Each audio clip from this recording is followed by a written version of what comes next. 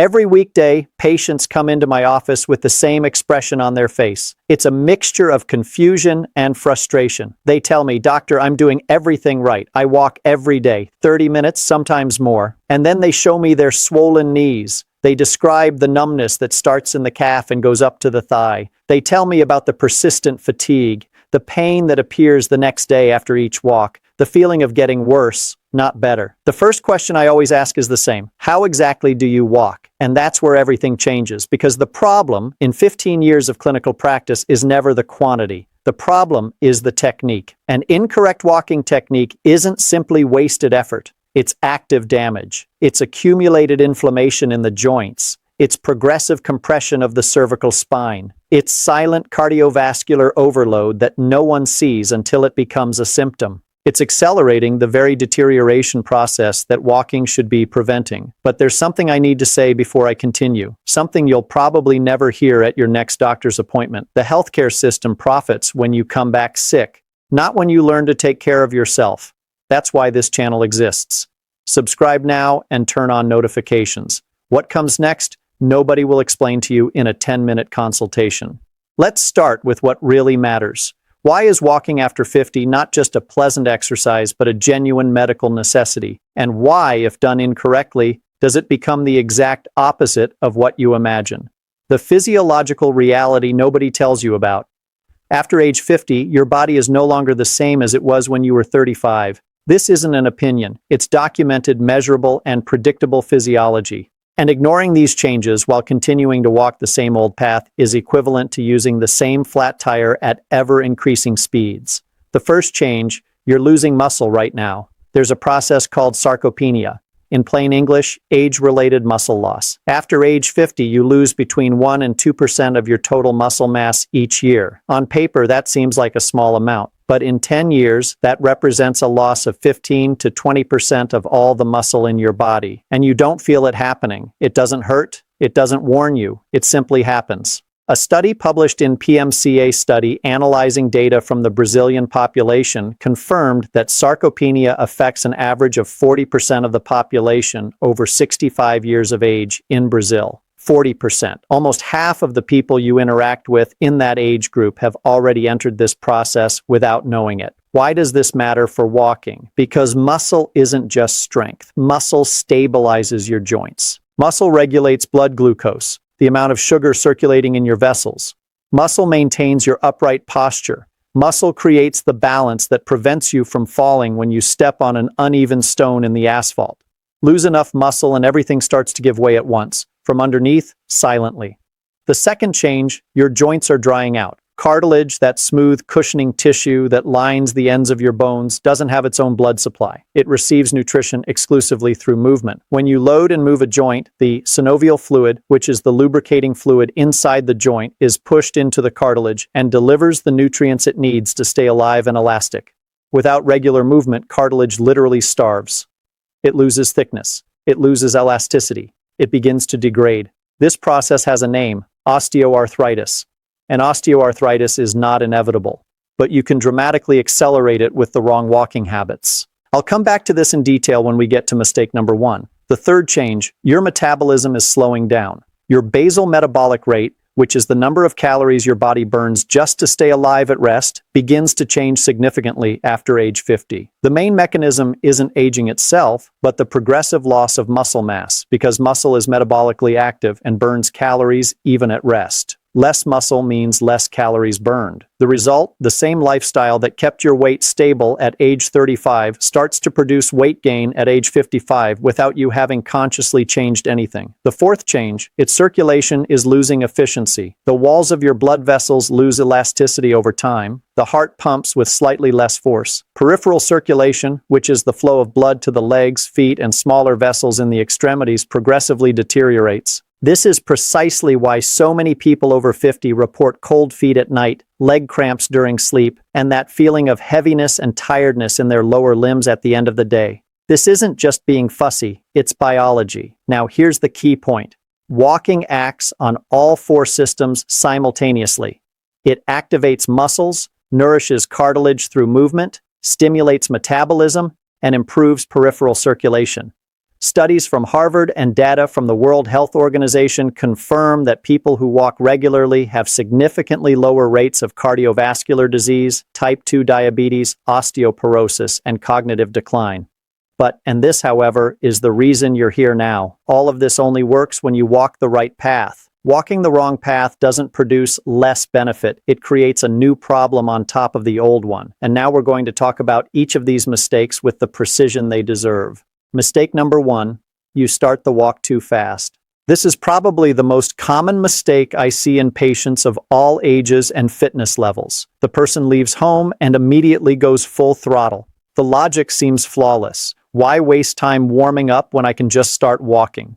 But your body isn't a combustion engine that ignites in a fraction of a second. It's a complex biological system that needs time to transition from a resting state to an active state. And skipping that transition, especially after age 50, has consequences that accumulate silently. Here's what happens to your body when you start too fast. First, your muscles are cold. Cold muscle fibers have reduced elasticity. Reduced elasticity means a greater risk of micro tears. These are microscopic tears in muscle tissue that individually produce no symptoms, but they accumulate over weeks and months, and the result is that diffuse chronic pain that patients describe as the pain of training without having done anything intense. Second, your joints are not yet lubricated. The synovial fluid, which protects your cartilage, is concentrated in certain areas of the joint cavity when you are at rest. To distribute itself evenly across the entire joint surface and create the protective film that the cartilage needs, it requires a few minutes of slow, gradual movement. Start fast, and your cartilage is operating dry during the crucial first few minutes of each walk. Third, your cardiovascular system hasn't adapted. The heart doesn't like sudden demands. When the intensity rises too quickly, the heart rate spikes and blood pressure rises more abruptly than necessary. After age 50, when your blood vessels have less elasticity, this sudden peak puts unnecessary strain on the vascular walls. With repetition, this contributes to progressive arterial stiffness. The solution doesn't require a single extra minute of time. The first 3 to 5 minutes of each walk should be at a deliberately slow pace, almost a stroll. This isn't an athlete's warm-up. It's basic joint preservation protocol for anyone who wants to walk pain-free after age 50. After 5 minutes, your joints are lubricated, your muscles are warmed up, and your heart has established a steady work rhythm. Now you can speed up. But here's what nobody mentions about mistake number 1. The joint damage from repeated quick starts multiplies when combined with the next mistake. And the next mistake is happening to most people watching this video right now. Mistake number 2, your walking posture is damaging your spine. Go outside now and watch people walking. Most are hunched forward, heads projecting forward beyond their shoulder line, shoulders rounded and drooping, eyes staring at the asphalt 1.5 meters from their feet. This is not just visually inappropriate, it's a biomechanical catastrophe for the spine and respiratory system. Let's talk physics. An adult human head weighs approximately 5 kilograms. When positioned directly over the spine in a neutral position, the neck muscles carry exactly that weight. But research in cervical spine biomechanics documents what happens when that head projects forward. With just 2.5 to 3 centimeters of anterior displacement, the load on the cervical spine increases to the equivalent of 3 times the original weight. With 5 centimeters of displacement, the load reaches 4 to 5 times. This means that instead of carrying 5 kilograms, your neck and upper back muscles are supporting between 20 and 25 kilograms continuously throughout your walk. Walk like that for 30 minutes and you'll create chronic muscle tension in your neck, shoulders, and the base of your skull. That's why so many people come home from a walk with headaches and neck pain. It's not the sun, it's not age, it's posture. The second impact falls on your lungs. When the chest is compressed and the shoulders are rotated forward, the diaphragm, which is the primary breathing muscle, a muscular dome below the lungs, cannot descend fully. The lungs do not expand to their full capacity. You breathe using only the upper portion of the chest in shallow breathing. Your body receives less oxygen than it should. Less oxygen means less energy for the muscles and brain. You walk for 30 minutes and feel like you've walked for an hour. People attribute this to lack of conditioning or age. The real culprit is posture. There is also a third consequence that almost no one mentions. Poor posture while walking triggers a chain reaction throughout the body's biomechanics. The head is projected forward, the lumbar region compensates with an exaggerated curvature. The pelvis tilts, the knees begin to operate at an incorrect angle. The load on the knee and hip joints increases. not because you are old, but because of a specific and correctable mechanical error. The correction is simple to describe and requires practice to incorporate. Imagine a thin thread attached to the top of your head, gently pulling it upwards. It's not forced tension. It's simply allowing the spine to decompress and align. Relaxed shoulders, slightly pulled back, without a military posture. Eyes on the horizon, not the ground. Chin parallel to the ground. Chest open. In this position, your lungs operate at full capacity, your neck doesn't carry excessive load, and your spine distributes weight in the way it was designed. Mistake number 3, the wrong footwear is attacking your joints. This is the topic that receives the least attention. People research the best route, measure the time, monitor their steps, and they wear the same sneakers they wore 3 years ago because it still looks good. That's a serious mistake, because for your joints, there's nothing more critical than what's between your foot and the ground. 2 age-related changes make footwear particularly important after age 50. First, the fatty pads on the soles of the feet thin out. These pads served as natural shock absorbers, softening the impact of the heel hitting the ground with each step. With the progressive loss of this natural cushioning, each impact travels the entire upward chain: ankle, knee, hip, lower back. Second, the muscles and ligaments of the foot weaken over time. The plantar arch may begin to collapse. This is called acquired adult flat foot, an orthopedically documented condition that alters the load angle on the knee, shifts the axis of the hip joint, and increases stress on the spine. Research on foot biomechanics published in Brazilian orthopedic literature confirms that when plantar support does not occur adequately, muscular and articular compensations arise, generating overload on the joints throughout the kinetic chain. Inadequate shoes are not just discomfort. They are a generator of progressive osteoarthritis. What you need in a walking shoe: adequate cushioning in the heel and forefoot, firm enough to absorb impact but not so soft that the foot sinks without support. Arch support that follows the natural anatomy of your foot and prevents arch collapse. And a flexible sole in the forefoot, because when you walk, the foot needs to bend in the ball area, the wide front part of the foot. A completely rigid sole interrupts the natural roll from heel to big toe and overloads the calf muscles and Achilles tendon. Regarding wear and tear, most people walk in sneakers they bought 2 or 3 years ago. The outside may look intact, but the cushioning material in the midsole, the layer between the outer rubber and the inner lining, loses its shock-absorbing properties long before the sneakers show visible wear. If you walk regularly, replace your walking shoes approximately once a year. This isn't advertising, it's osteoarthritis prevention. Mistake number 4, you rarely walk and walk long distances. When you walk, this pattern is extremely common and physiologically ineffective. The week is full, so the health commitment gets postponed until Saturday. On Saturday, you walk for an hour, maybe more. You arrive home tired, feel virtuous, and consider your weekly obligation to take care of your health fulfilled. From a physiological perspective, this reasoning is fundamentally flawed. Your body doesn't respond to isolated bursts of activity. It responds to repeated and consistent signals. Every time you walk, your body receives a message. Physical activity is the norm. In response to this repeated message, the heart becomes progressively more efficient, blood vessels adapt, muscles strengthen, and metabolism remains active. This process has a name in medicine: training adaptation, and it only occurs with regular and repeated signals. 1 walk a week is too weak a signal. The body never adapts. The benefit remains minimal. Worse than that, a long walk after several days of complete rest is a stressful event for unprepared muscles. They are cold, unadapted, and ache the next day. People come to the wrong conclusion. They say, "Walking isn't for me. My knee is weak." The knee is probably fine. It's the loading pattern that's wrong. Evidence-based medicine is clear. 20 to 30 minutes of walking most days of the week is the minimum effective dose for the cardiovascular system. This is the regimen that reduces the risk of heart attack, stroke, and type 2 diabetes. Not one long Sunday walk. 5 to 6 walks a week. Your body adapts to repetition. Only to repetition. If you currently walk once a week, start with 3 times. Not necessarily 20 minutes, start with 10. After 2 weeks, add 5 minutes. Gradual progression is not weakness. It's a long-term strategy. Mistake number 5, your arms are immobile while you walk.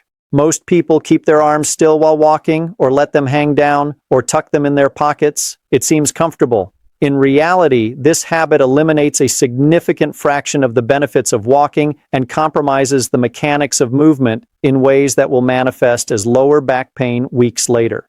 Here's why. Walking isn't just leg work. It's a complete body movement with a cross pattern. When your left leg moves forward, your right arm swings forward and vice versa. This pattern, called cross-coordination, is programmed into your nervous system. It distributes the load across your spine symmetrically and reduces lateral torsional force on your torso with each stride. When the arms don't move, the spine needs to compensate for this asymmetry by excessively rotating in the lumbar region. For people who already have lower back problems, this can trigger pain. And here's a fact that few people know. Biomechanical research published in the journal Estado International Studies have documented that walking with arms still requires 12% more metabolic expenditure than swinging them naturally. This seems contradictory, but it makes physiological sense. Without the arm swing acting as a natural counterweight, the leg and trunk muscles need to work harder to maintain balance and rhythm. You expend more energy and obtain less coordination benefit. The arm swing also recruits muscles in the shoulders, chest, and upper back. This means that walking with proper arm movement activates significantly more total muscle mass than walking with static arms. More active muscle means greater calorie expenditure, better circulation, and a more active metabolism. The same distance walked with proper arm swing delivers a considerably more potent physiological effect. And there is a third point of particular relevance after age 50. Arm swing establishes rhythm and improves coordination. As coordination naturally declines with aging, a rhythmic and steady arm swing helps maintain a consistent stride and reduces the risk of loss of balance. How to do it correctly. Bend your elbows slightly, approximately 90 degrees. Allow them to swing back and forth in a natural rhythm, opposite to the movement of your legs. You don't need the exaggerated and pompous action of race walking. Simply stop fixing your arms to your body. Mistake number 6. The cell phone in your hand is sabotaging your hike and putting your life at risk. 20 years ago, this mistake didn't exist. Today, it's one of the most frequent things I see. People walk around looking at screens, they read messages, scroll through news feeds, respond to comments, and they believe they are taking care of their health. They are not. Let's start with posture. When you look at a cell phone held in front of you, or worse, positioned below your waist, your head tilts downward. We've already established what this does to the cervical spine. The load on the neck muscles increases 3 to 5 times. The shoulders round forward, the chest compresses, breathing becomes shallow. Everything we've discussed about bad posture happens, but now it's actively reinforced and intensified. Because with a cell phone, the head is angled further downward than it would be with simple, spontaneous bad posture. Now consider the risk of falling. After age 50, the vestibular system responsible for balance and spatial orientation in the inner ear begins to operate with less precision. Proprioception, the body's sense of its own position and movement in space, also begins to decline. This is a normal and gradual process of aging. What this means in practice is that the brain becomes increasingly dependent on visual input to maintain balance while walking. A study by the Federal University of Rio Grande do Sul, published in Aging magazine, he concluded directly, using a cell phone for dual tasks while walking significantly increases the risk of falls in older adults. When your eyes are on a screen instead of the path ahead, the brain is deprived of its most critical source of spatial information. You stop seeing the uneven asphalt, the edge of the curb, the imperceptible step, the wet surface. The risk of falling increases substantially. A fall after age 50 isn't something you can just get up, dust yourself off, and carry on with. According to data from Abraso and the Ministry of Health, about 30% of adults over 65 fall annually. Of these, a significant portion suffer fractures, and a hip fracture in someone over 60 means prolonged immobilization, surgery, and an extensive rehabilitation period. National research documents that 25% of people who suffer a hip fracture die within 12 months due to complications related to prolonged immobilization. Prevention is as simple as it seems. Put your cell phone in your pocket. If you need audio, music, or podcasts, use headphones and keep the screen out of your hands. And there's a final argument that's rarely mentioned. Walking isn't just physical exercise, it's neurological training. When you walk paying attention to the path, the sensations in your body, your breathing, the surrounding environment, you are actively exercising attention, coordination, and spatial awareness. This is a documented benefit for the brain. When you look at your cell phone, this benefit disappears completely. Your legs move, but your brain is elsewhere. Let the walk be a walk. Error number 7. You ignore recovery after walking. Nobody talks about it. Not in clinics, not in gyms, not in doctors' offices. The general assumption is that walking is such a light activity that it doesn't require recovery. That assumption is wrong. Let's start with water. Muscle tissue is composed of 70 to 75% water. Every biochemical process in the muscle, contraction, relaxation, repair after exercise, occurs in an aqueous environment. Even mild dehydration, a 1 to 2% reduction in the body's fluid stores, measurably reduces muscle elasticity, delays recovery, and increases the risk of cramps. A study published in the journal UCB of Science and Movement, it is documented that post-exercise hydration is an essential component for the resynthesis of muscle glycogen and the removal of metabolic waste products accumulated during exertion. After a walk, drink a glass of water. This isn't advice from a sports drink promoter. It's basic physiology regarding stretching. During walking, your muscles work in a shortened state. They contract repeatedly. Without stretching after the activity, they remain slightly shortened when you stop. Over time, this shortening accumulates. The muscles become stiff and tense. The range of motion of the joints decreases, and a persistent feeling of stiffness sets in. This is most pronounced in the calves, the back of the thighs, and the lower back. 5 minutes of gentle stretching after each walk completely prevents this process. A review of Veja Health magazine evidence-based research confirms that stretching after exercise improves recovery, increases flexibility, and reduces muscle soreness when done correctly. And about rest days. Many people reason, if walking is good, more is better. That's not how adaptation works. Your body doesn't adapt during exercise. It adapts during recovery. It's at this time that muscle fibers strengthen, joints remodel in response to the load, and the cardiovascular system restructures itself to handle the new demands. If you never give your body time to recover, adaptation doesn't occur. 1 to 2 rest days per week isn't laziness. It's the correct protocol. Think of your walk not as an isolated exercise, but as part of a system. Movement, water, stretching, rest. Only as a complete system does it produce lasting, long-term results. A clinical observation that ties it all together. Here's something that needs to be said clearly before concluding. All 7 mistakes we just analyzed carry very different levels of risk depending on your age. The damage caused by poor posture, worn-out footwear, early onset, and lack of recovery is 2 to 3 times more severe after age 50 than it would be at age 30. Because the resilience of your joints, blood vessels, and muscles decreases over time. The same mistake your body forgave at age 30 without any consequences will generate real symptoms at age 55. How old are you? Write in the comments. I want to know which age group this content is reaching most strongly so I can focus future videos exactly where you are now. The practical conclusion, what to do from now on here, in a straightforward and applicable way, is everything you need to do after watching this video. First, adopt the slow start rule. For the first 3 to 5 minutes of each walk, walk at a slow pace only, no exceptions. This doesn't cost you a single second more. You simply start slower. Second, check your posture now. Stand up straight, align your spine, gently pull your head up, relax your shoulders, and pull them back slightly. Hold this position. Memorize this feeling. Repeat it every time you go for a walk. Third, take your walking shoes and look at the soles. If they're worn unevenly, especially if you've been wearing them consistently for more than a year, it's time to replace them. This is one of the best cost-effective investments you can make for your joint health. Room.